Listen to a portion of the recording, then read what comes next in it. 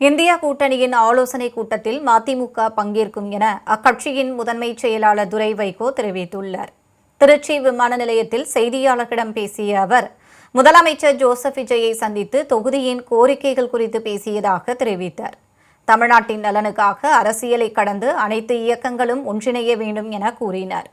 வரும் 27ஆம் தேதி நடைபெறவுள்ள பொதுக்கூட்டத்தில் கட்சியின் அடுத்த கட்ட நிலைப்பாடு குறித்து விவாதித்து முடிவெடுக்கப்படும் என்று குறிப்பிட்டார்.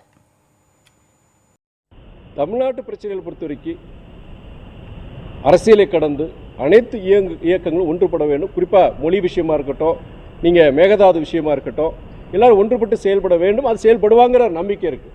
அதில் பொறுத்தவரைக்கும் அவங்க திமுகவுக்கு உண்டான அறிக்கை அவங்க அதில் கொடுத்துருக்குறாங்க.